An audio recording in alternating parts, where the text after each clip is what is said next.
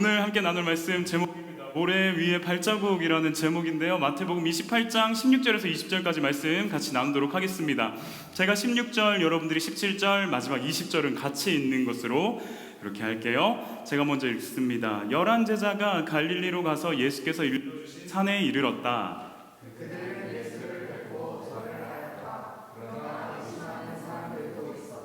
예수께서 다가와서 그들에게 말씀하셨다. 나는 하늘과 땅의 모든 권세를 받았다.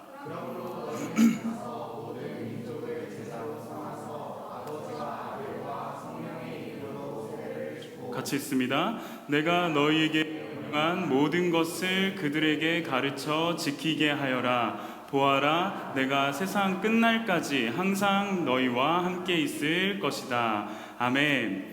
저희 5월 15일부터 예배를 시작해서 지금 22일 지나고 오늘 29일 세 번에 걸쳐서 혹시 기억나는 사람들이 있을까요? 시리즈를 설교를 한다고 했는데 어떤 타이틀을 가지고 전했는지?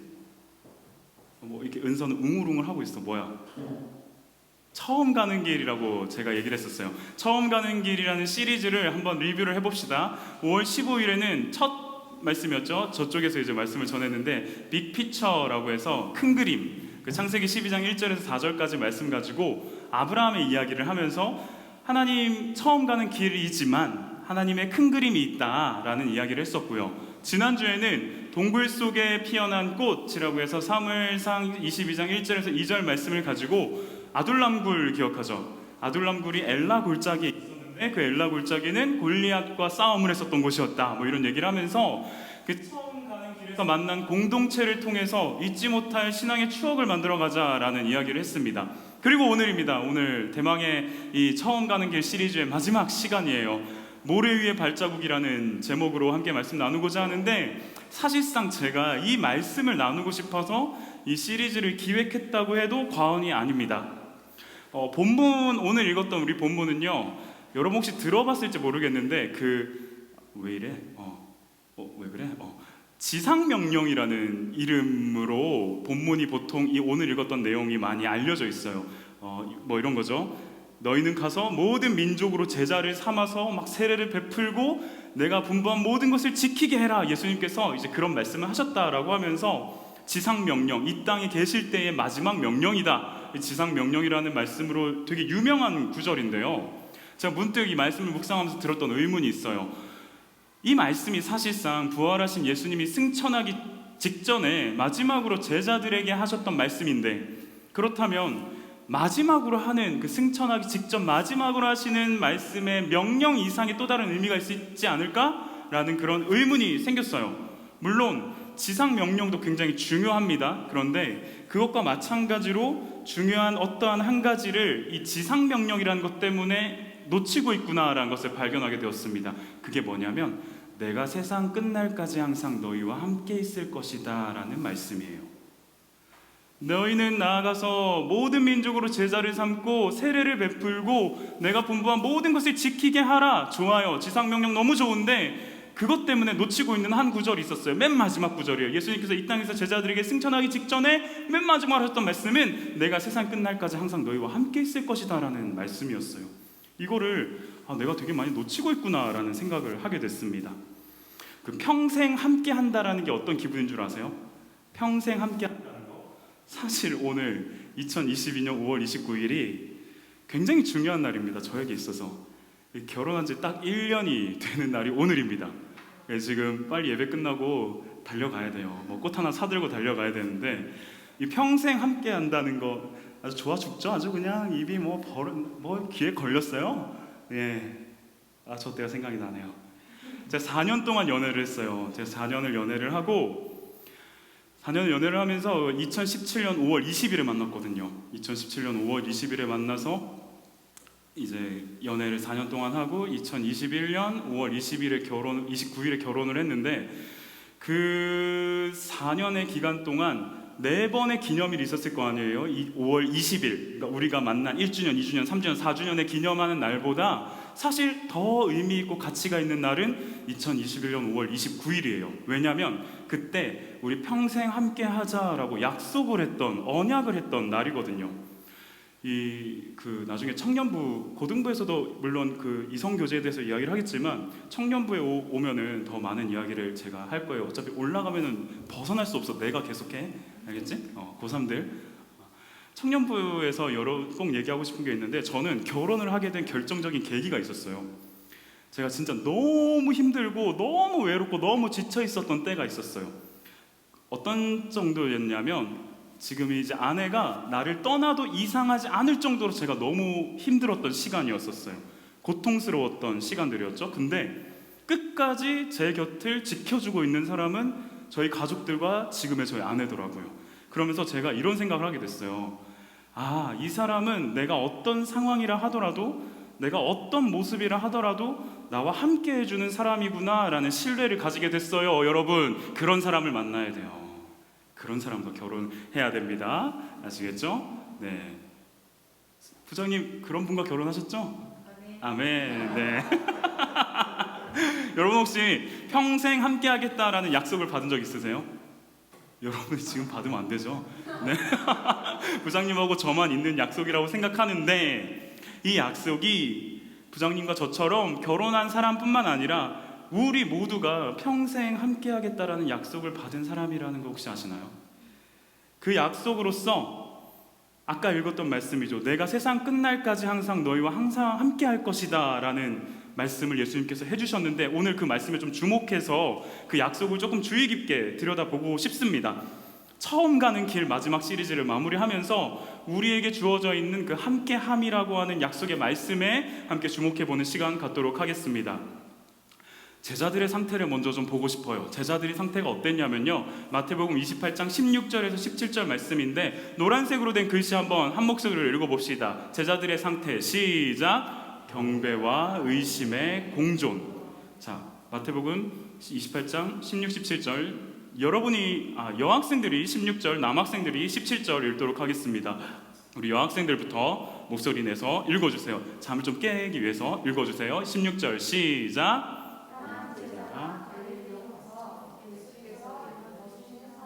남학생들 시작. 그들의 예수를 뵙고 절을 하였다. 그러나 의심하는 사람들도 있었다. 아멘. 그들은 예수를 뵙고 절을 하였다. 그러나 의심하는 사람들도 있었다. 이 제자들이 지금 어떤 상황이냐면, 이 상황이 어떤 상황이냐면 제가 간단하게 설명을 할게요. 기적과 치유를 막 보여주셨던 예수라는 선생과 함께 약간 그 범죄와의 전쟁 같은 그런 포즈죠. 예수님을 중간에 두고 이제 막 무리를 지어서 어디로 가냐면 예루살렘으로 올라가고 있습니다. 예루살렘에 올라가서 무엇 할 거라고 제자들이 기대했냐면, 이때 유대 지방, 이스라엘 지방을 점령하고 있던 로마군을 쫓아내고, 그때 당시에 있었던 썩어 빠진 종교 지도자들을 뒤집어 엎고 예수님께서 왕으로 등장하실 것이다 라는 기대감을 가지고 제자들과 함께 제자들은 그런 기대감을 가지고 예수님과 함께 예루살렘이라는 지역으로 올라가고 있었어요.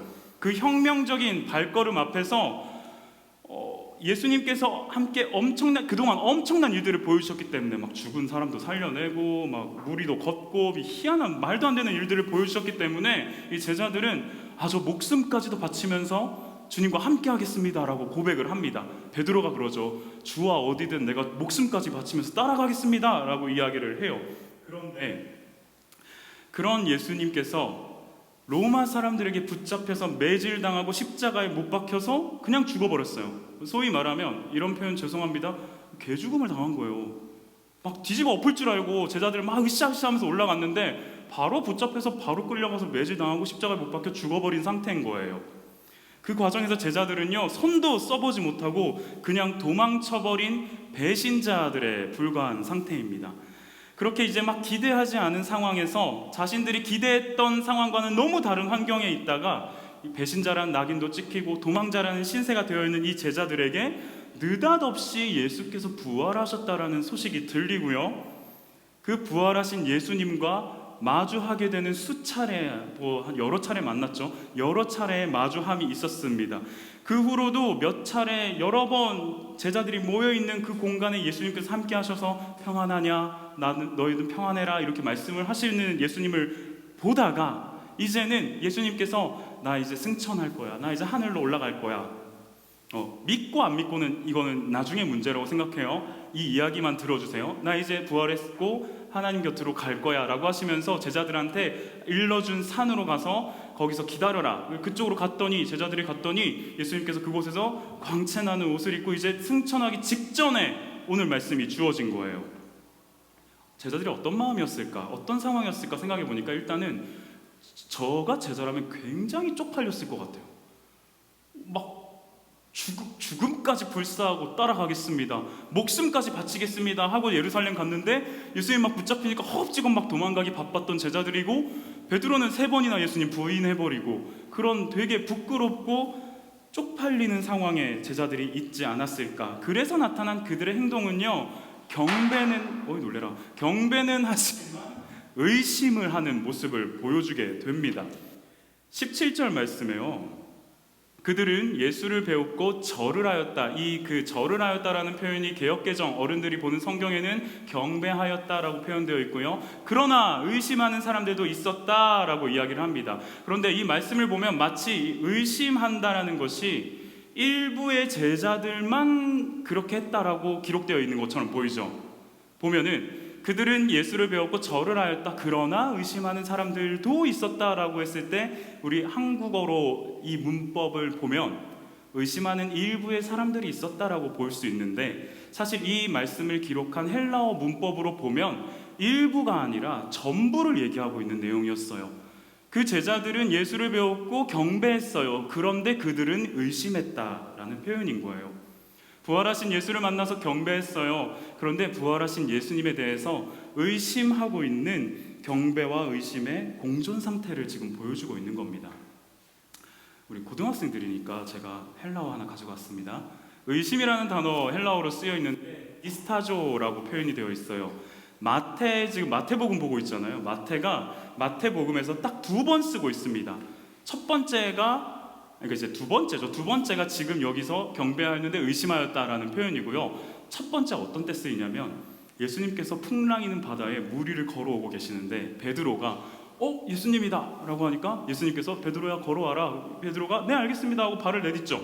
막 걸어가요. 물 위를 걸어가다가 갑자기 풍랑이 치고 바람을 보니까 마음이 무서워져서 물에 점점 빠져갑니다. 그러니 베드로가 고함지르죠. 주님 살려주세요. 물 위를 걸었지만 너무 무서워서 물에 빠져 들어가고 있습니다 라고 했을 때 예수님이 베드로한테 믿음이 적은 자여 왜 의심하느냐 라고 하는 말이, 똑같은 단어가 지금 여기 쓰이고 있어요. 그런데 여기서 디스타조라는 단어의 그러니까 단어의 뿌리가 뭐냐면 듀오, 우리 싱글, 듀오 이런 표현 쓰죠. 그 듀오예요. 마음이 둘로 나누어진 상태. 이게 불신이 아닌 거예요. 믿지 못했더라가 아니라 믿는데 긴가민가 한 거야. 의심이라는 건 주저하는 거예요. 우유부단한 상태인 거예요. 제자들은요, 부활하신 예수를 만났고 여러 차례 그 만남을 통해서 예수님의 부활을 목격하고, 도마는 심지어 나 예수님의 옆구리에 손가락 집어넣고 예수님의 못 박힌 손 한번 봐야 됩니다, 예수님께서 보여주시기까지 했어요. 그럼에도 불구하고 그들은 경배는 하지만 승천을 바로 앞둔 상황임에도 불구하고 여전히 의심하고 있는, 주저하고 있는 마음을 보여주고 있습니다. 물론 예수님이 부활하셔서 눈앞에 지금 딱 있기 때문에 불신하진 않아요. 저건 가짜야, 우리 지금 모두가 약간 환각 상태에 빠진 거야 라는 불신은 아니에요. 그러나 이 실존하는 존재에 대해서 이게 지금 무슨 상황이지? 내가 따라가는 게 맞나? 아닌가? 주저하고 우유부단한 모습을 보여주는 게 제자들의 모습이고, 그건 오늘 읽었던 말씀의 본문처럼 일부가 아니라 모든 제자들이 지금 그런 상태에 빠져 있는 거예요. 제가 이 말씀을 묵상하면서 저와 여러분이 제자들과 크게 다를 바가 없겠구나라는 생각을 했습니다. 교회에는 출석을 해요. 지금도 여기 있는 친구들은 거의 지금 매주 3주 동안 안 빠지고 개근을 하고 있어요. 무려 개근을 하면서 3주간 열심히 잘 나와주고 있는데, 교회에는 우리 출석해요. 그런데 믿음이 불신이 아니라 연약한 거예요. 의심에 있는 거예요. 물론 불신인 친구들도 있을 겁니다. 그래서 엄마가 가라고 하니까 온 친구들도 분명히 있을 거예요. 그런데 그렇게 하시는 하나님의 이유가 있다고 저는 믿어요. 그런 친구들은. 아무튼 우리는 지금 불신보다는 의심, 주저함, 부모님이랑 어머니랑 제가 통화를 많이 해봤어요. 여기 있는 대부분의 친구들하고 어머니랑 통화를 해봤는데 다들 이렇게 말씀하시더라고요. 얘가 어릴 때 믿음이 좋았다고. 우리 딸이, 우리 아들이 어릴 땐 믿음이 너무 좋고 말씀을 막 백몇 구절 막 외우고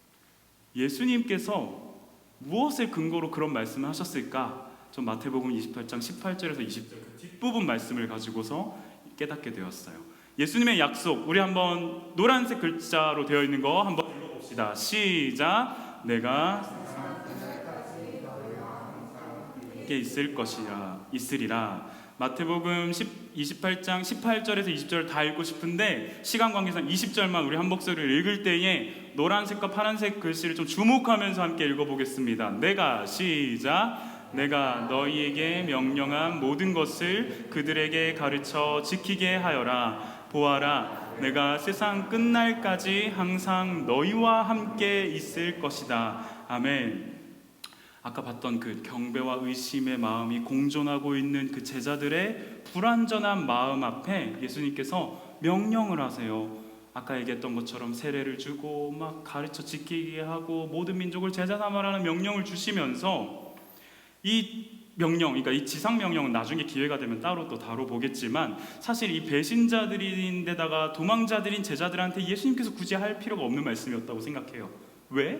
왜 굳이 그들이야? 다른 사람들을 세워도 될 거고 더 좋은 사람들을 찾으면 될 텐데 그 도망다닌 그 사람들, 배신했던 그들에게 이 지상 명령을 하고 있어요. 심지어 이들은요, 예수님께서 나 이제 죽으러 예루살렘 올라가라고 하니까 주와 함께 나도 죽겠습니다 막 이렇게 열정적으로 외쳤던 그런 사람들인데, 그럼 뭐합니까? 지 목숨 부지하겠다고 꽁무니 빼고 뒤도 안 돌아보고 도망 다녔던 자들이 이 제자들 아닙니까? 그럼에도 불구하고 사명을 허락해 주시는 근거가 있어요. 이런 실패자들임에도 불구하고, 이런 배신자들임에도 불구하고, 도망자들임에도 불구하고 예수님께서 지상 명령과 이 명령을 허락하신 근거가 무엇이냐면 내가 세상 끝날까지 항상 함께 있을 것이다 라는 말씀 때문이에요. 저는 이 세상 끝날까지 항상 함께 할 것이다 라는 예수님의 약속이 실패하고 배신하고 도망다닌 이 제자들을 제자다운 삶으로 살아가게끔 만드는 근거가 되는 말씀이라고 생각합니다. 이렇게 표현할 수 있을 것 같아요. 쉽게 표현해서, 얘들아, 너희들 힘으로 해보니까 안 되지.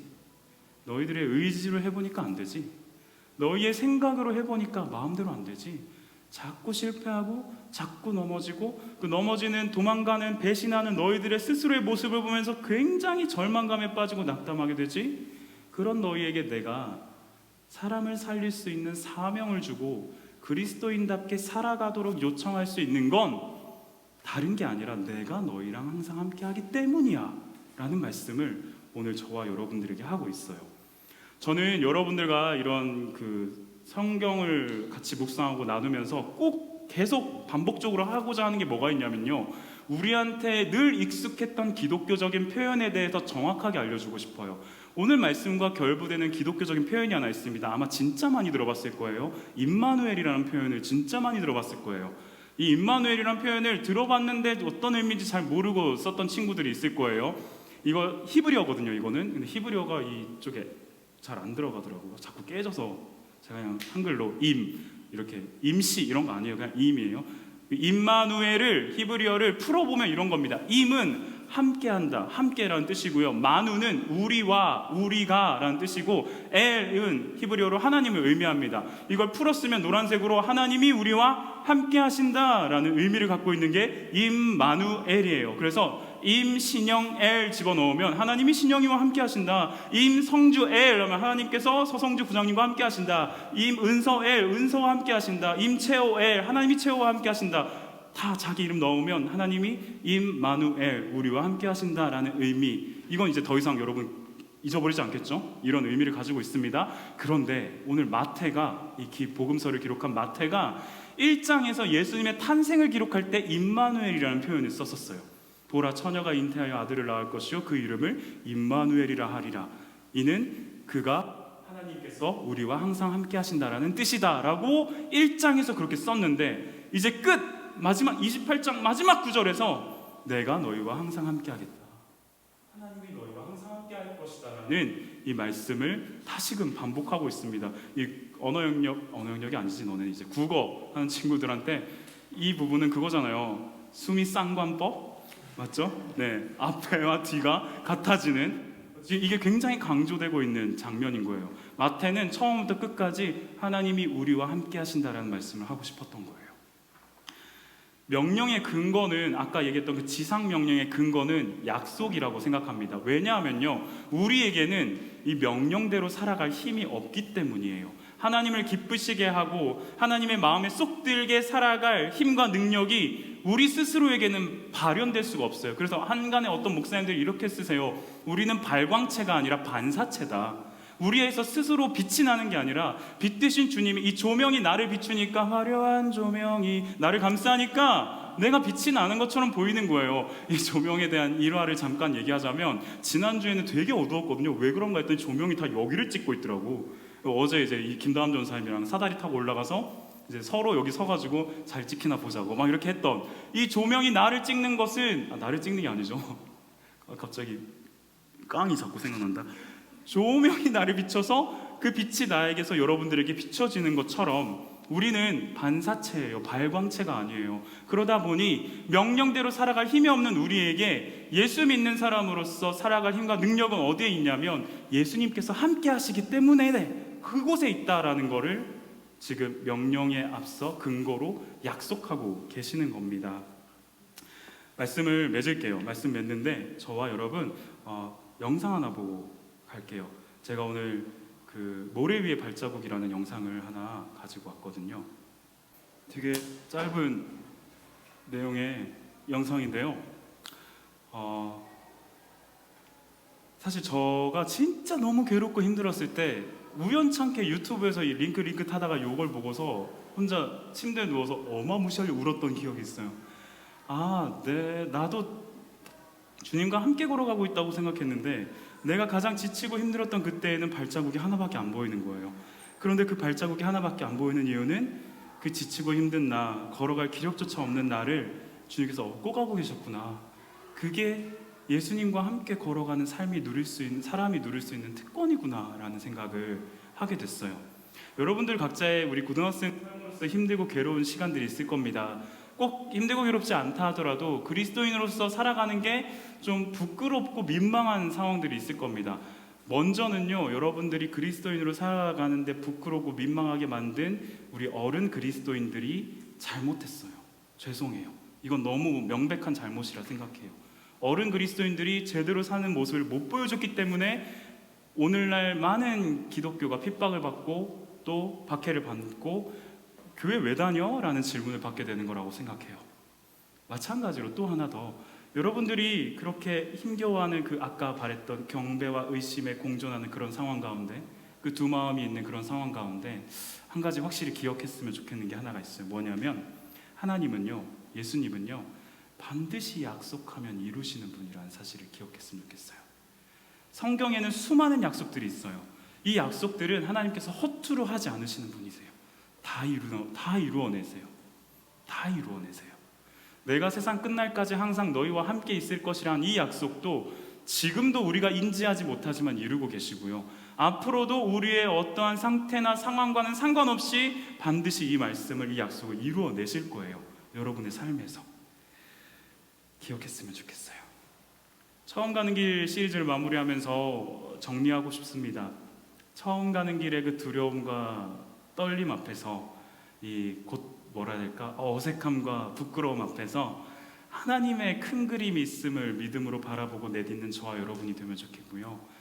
이 처음 가는 길에서 만난 이 우리 아름빛 고등부 공동체, 사실 저는 좀 이 아름빛 고등부, 아름빛 나는 고등부 별로 이렇게 마음에 들진 않아요. 이름을 브랜딩하고 싶어요. 여러분들이랑 제일 좀 쌈박하다는 표현을 되게 좋아하거든요. 쌈박한 고등부? 그게 좀 이상하잖아요. 약간 쌈딱 같잖아. 쌈박한 이름으로 좀 이름을 같이 만들어내고 싶어요. 브랜딩을 하고 싶어요.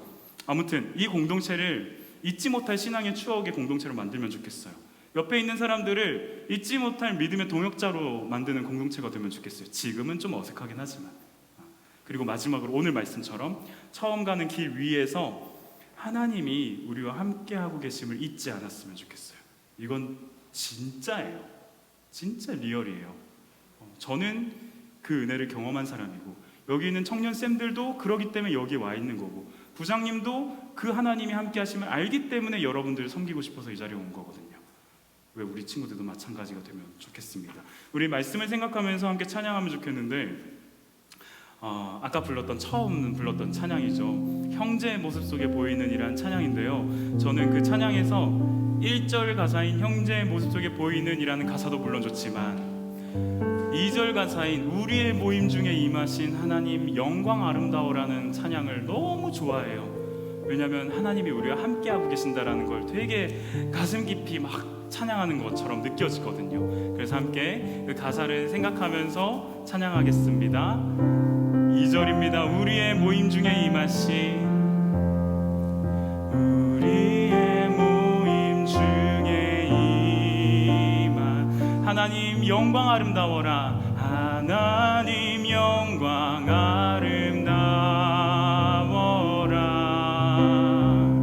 존귀한 왕이 여기 계시니 사랑하며 섬기리.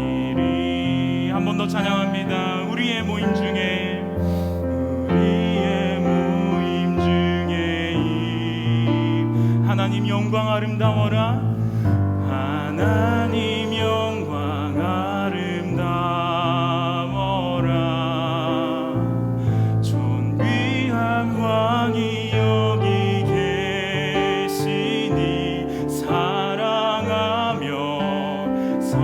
가사를 생각하면서 말씀을 기억하면서 한 번 더 찬양합니다. 우리의 모임 중에, 우리의 모임 중에 임하신 하나님 영광 아름다워라. 하나님 영광 아름다워라.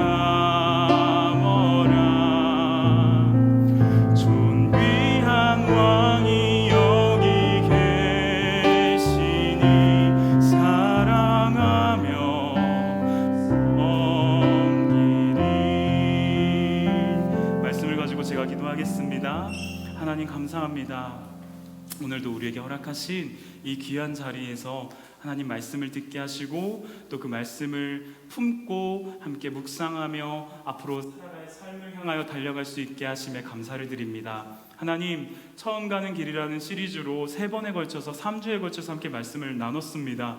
무엇보다 오늘 함께 나눴던 말씀, 너희가 어떠한 상태라 할지라도, 경배와 의심의 마음이 공존한다 할지라도 그건 당연한 거라고, 그래서 내가 너희와 항상 함께 하겠다고, 그러기 때문에 내가 너희랑 항상 함께 하겠다고, 그렇게 함께 함으로써 너희가 내가 기뻐하는 삶을 살아갈 수 있다고, 너희가 행복한 삶을 살아갈 수 있다고 말씀하시는 그 함께 하심의 은혜를 오늘 이 자리에 있는 모든 우리 고등부 친구들, 그리고 청년 스태프들, 그리고 부장님, 제가 누릴 수 있도록 주님 인도하여 주시옵소서. 한 주간의 고등학생으로서 살아가는 삶이 따분하기도 하고 지치기도 하고 때로는 아무 생각 없는 그런 마음이기도 합니다.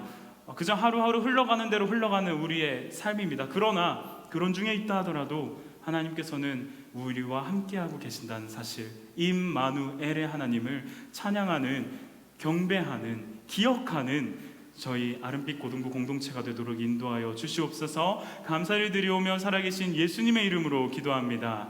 아멘.